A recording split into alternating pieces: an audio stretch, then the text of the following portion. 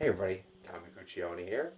We're checking in today from my parents' house actually. They're not home right now, but what we're doing is we got a lot going on really to surprise them for when they get back. We've got braised beef short ribs cooking. I'm dressed like this today because I'm playing the cement man. I'm doing a little patchwork, a little waterproofing for their bulkhead. And really, we're excited to see them, but also that gave me an idea for a video. So when you do things around the house, home ownership is a gift that keeps on giving. You have to crawl around on your hands and knees, do a little mixing of cement like I'm doing today, a little patchwork.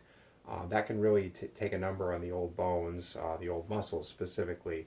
So that gave me an idea for another series we can talk about today for mobility, stretching, body maintenance, just that general topic. So today I decided we can focus on the hamstrings a little bit. So for my job in particular, I don't usually dress like this to go to work. It's more sitting in a chair and cranking away on a keyboard. So I talked about this earlier, I think, in another post. Basically, when you sit for prolonged periods of time, that can cause some muscle imbalances. So let's take a quick look here.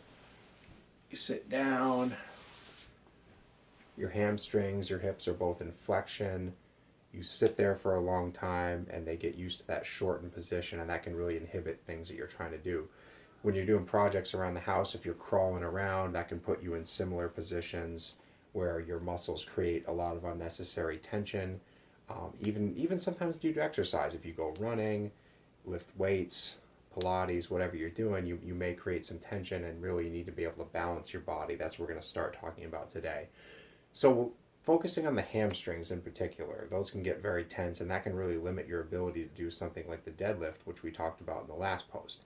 So here's some ideas, some concepts, and some stretches which you can try out to start loosening up, making your hamstrings a little bit more mobile. So again, it's not a one-size-fits-all approach, so I want to talk about concepts. So when you think about stretching your hamstrings, maybe if you took PE class, bend over and touch your toes. What I want to talk about today is that can be a great stretch, but it's not a one-size-fits-all approach. So let's talk about how that's going to look for you potentially. So if you're going to do a hamstring stretch, bend over and touch your toes, here's what it should look like. So you start up tall, you bend from your hips, keep your back in a nice position, and you start to feel a little stretch in your hamstrings there. What it should not look like, and what is not beneficial, is something like this. Bend your knees, bend your back. So the idea is if you feel yourself creating tension in another part of your body to try to stretch your hamstrings or your hips or your quads, if you're creating tension, you're probably not achieving your goal of stretching. So let's try a few different things that might work for you or might not, or you might have to modify. So here's something I particularly enjoy. So you find something like this or a countertop, and my balance is pretty good if I do say so myself. So I'm just going to throw my leg right up here. Make sure it's nice and relaxed. Knees locked out. I'm standing. I'm relaxed. I'm loose. So what I'm going to do here is really I'm just going to contract my quad because I'm not stretching my quad, I'm stretching my hamstring. Make sure the knee is nice and straight, and really just take my hips and sink backwards so I'm lengthening my hamstring, the bottom of my leg. You can lean away, maybe get a little groin in there too, a little groin stretch. I could reach forward, but it's not a requirement. So if I start reaching forward and I do this, again, it's really not accomplishing the goal. So that's what you want to do, is take an inventory every time you do a stretch.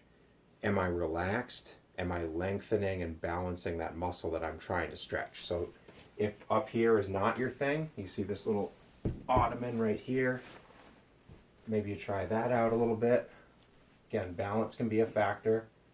But again, straight, sink the hips back, should feel a lengthening in that muscle you're trying to stretch. So if balance is an issue, you go over and find a wall. Okay, so over here you could move your ottoman over here, you could move a chair, a step. Make sure you have something to hold on to. It could be like the same thing with a quad stretch. This can be a great stretch for you to do, but if you're doing it like this, you can work up to having that balance to do that stretch. But if that's not where you are right now, like you're not doing a balance drill, you're doing a stretch. So don't confuse the two. Make sure that you're accomplishing the goal you're looking for. I want mobility. I want to relax that muscle. I want to stretch it. I want to make it more mobile. So I hope this is a nice introduction to the concept of stretching, the goals you're trying to accomplish. So if you're in flexion all day, could be your hamstrings, it could be your hands for typing or doing cement work. Find a way, whatever the opposite of that is. It's basically the opposite of whatever contraction is. So if you're making a muscle here with your bicep, to stretch it, you want to lengthen that out, find different ways to do it, but make sure that you're not counteracting that by creating tension in other areas, by doing something where you can't potentially balance. So I'm going to get into some different exercises, some different stretches for the hamstrings, hip flexors, quads, upper body, and also some different aspects of body maintenance, some foam rolling, some myofascial release, just as important as exercise. So whether it's work around the house, exercise, day-to-day responsibilities, if you have a physical job or a sedentary job where you sit all the time, you need to make sure you're taking some time to put your body back in balance. So I hope this has been helpful. We'll see you next time. Thanks.